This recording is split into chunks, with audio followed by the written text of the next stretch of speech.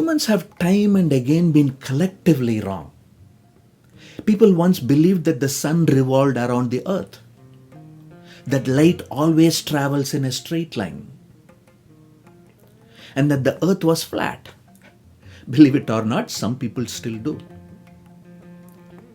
Such group convictions happen because humans are often incapable of determining the truth using our current sense organs and cognitive tools. Many of us believe something only if we see it with our own eyes, or we must hear it with our own ears. But there are severe limitations to our sense organs, right? And there are multiple natural phenomena that occur in nature that cannot be sensed using our current capabilities. There's a delightful and mind-bending book called Flatland, written in 1884 by Edwin Abbott. In Flatland, the entire world exists in just two dimensions, length and breadth.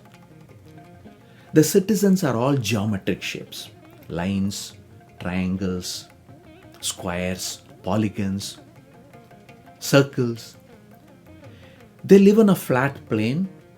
They move about in that plane, but have no concept of height. There's no up or down. And their society has a strict hierarchy. Circles are at the very top. They are admired for their smoothness and symmetry. Triangles and squares have lower social status. Life in Flatland is orderly, logical, predictable, and entirely limited to what can be perceived in two dimensions. One day, a mysterious phenomenon occurs. A circle appears. But this circle is unlike any other circle that they have seen. It behaves in ways that no one in Flatland can explain. The circle grows larger and larger, and then smaller and smaller, and then disappears completely. In reality, what they were witnessing was not a circle. It was a sphere, a three-dimensional object, passing through their two-dimensional world perpendicular to their plane, from down, through them, to up. As it entered their plane, the Flatlanders saw a point, then a growing circle around the points where the sphere intersected the plane, right? And then once it has crossed midway, a shrinking circle. Then, nothing. They never saw that again. They were confused, terrified, awestruck. To the sphere, this was all perfectly natural, right? But to the Flatlanders, it was unimaginable. Their senses were not equipped to perceive the third dimension. And so what did they do? They denied it. That's the lesson. Maybe we are all a bit like Flatlanders. Maybe there are truths, people, ideas, even realities that pass through our lives in other dimensions, but we can't perceive them fully. So we label them strange, wrong, or even impossible. Maybe the things we are so certain about, things that we think we can never be wrong about, are just the limits of our vision and perception.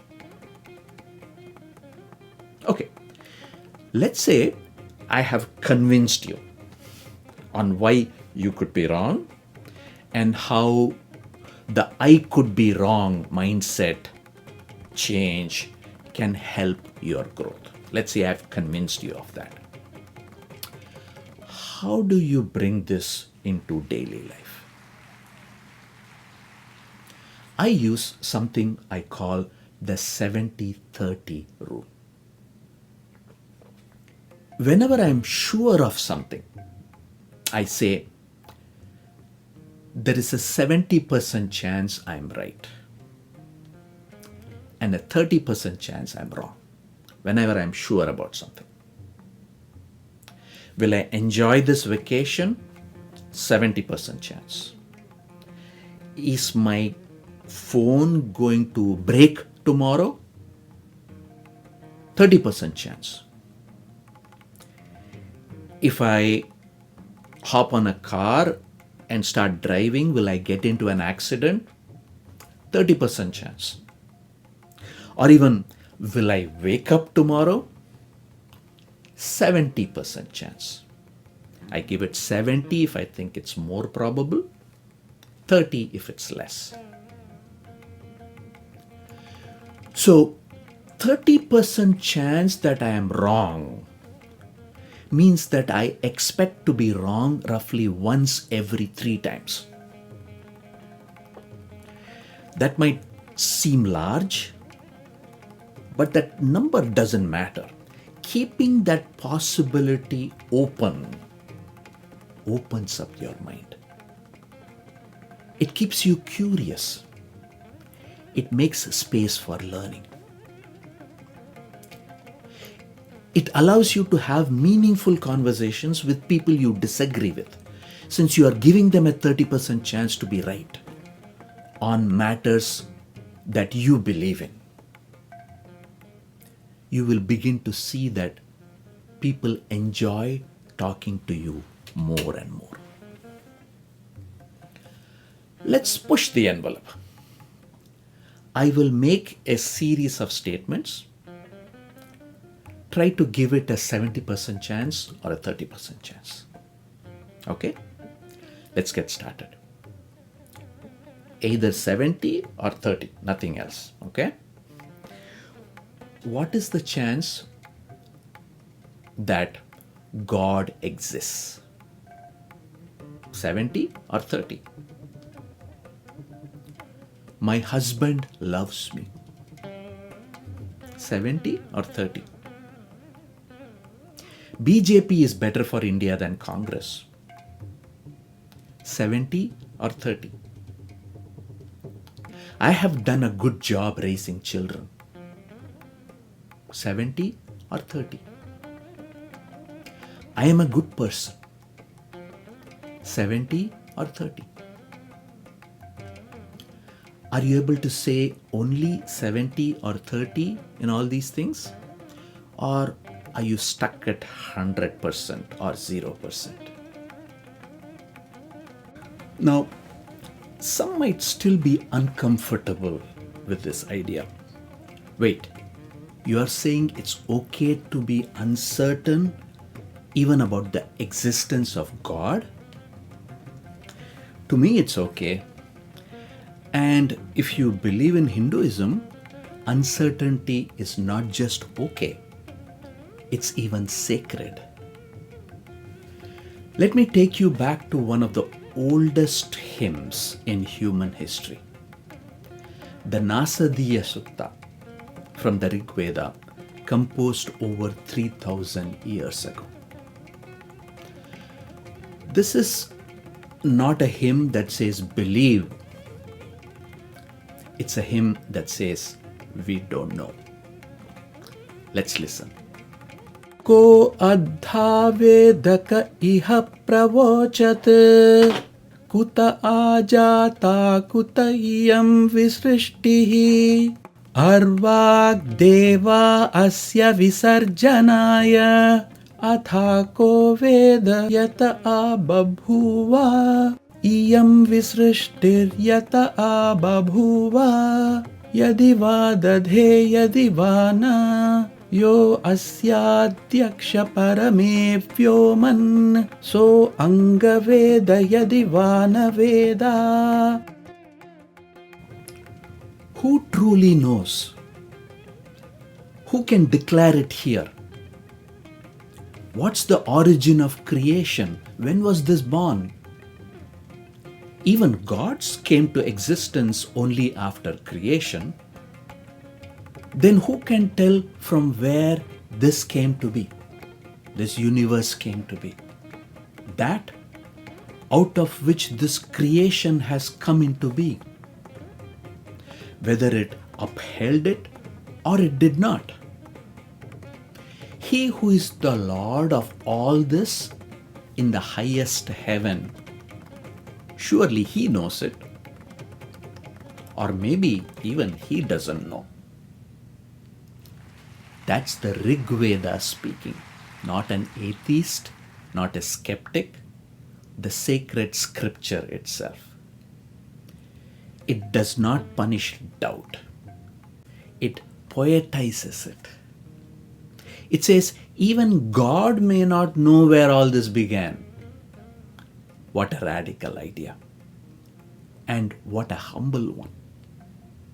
Even Nachiketa, the boy who questions Yama, the Lord of Death, is not scolded. He is celebrated for asking what no one else dares to. An important part of knowing that you could be wrong is to think for yourself without bias and come to conclusions. And there's plenty of evidence in ancient Indian culture where this thinking for yourself is actively encouraged. Even Lord Krishna in the Bhagavad Gita, in the final chapter towards the end, tells Arjuna to think for himself. And when you reflect and make a decision, it's always possible to pick the wrong choice. And Krishna implies that that's okay too. Iti te jnanamakhyātam guhyād guhyataram maya vimurshyaitādasheshena yathechasi tatha kuru. Chapter 18, verse 63. Here, I have explained to you knowledge more secret than all secrets. Now, reflect on it fully and then do as you choose. This is what Lord Krishna says. Yathechasi tatha kuru. A similar sentiment is expressed by the Tamil saint Thiruvalluvar in Thirukkural. எப்பொருள் யார் யார்வாய் கேட்பினும் அப்பொருள் மெய்ப்பொருள் காண்பதரிது. If you hear somebody say something, find out the truth behind it. Even if they are the authority in the field, verify it and make sure that it makes sense to you before accepting it. In other words, it's okay to have a choice. It's okay to question. It's okay to not know. And it's certainly okay to say, I might be wrong. That's not the end of faith. It's the beginning of understanding. Now, having said all that, shifting to a mindset of I could be wrong takes time. And the effort required varies from person to person. If you are a devout believer, it may be almost impossible to say there's only a 70% chance that God exists. Okay? It may be impossible to say anything other than 100%. Or if your marriage is built on certainty, saying that I think my husband loves me, but I could be wrong, might feel too vulnerable and stressful. That's okay. You don't have to start with the big sacred stuff. Start where your comfort level allows you. Apply the 70-30 rule to safer, more flexible areas of your life and work your way up. In the coming episodes, we will explore more mindset shifts, each one a piece of a larger puzzle.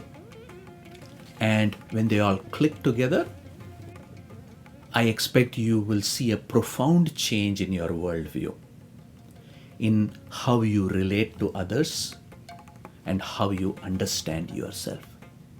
Using those mindset changes, you will be able to discover your unique strengths, swadharma, and superpower, and transform the world around you in ways you never thought possible. Then again, I could be wrong.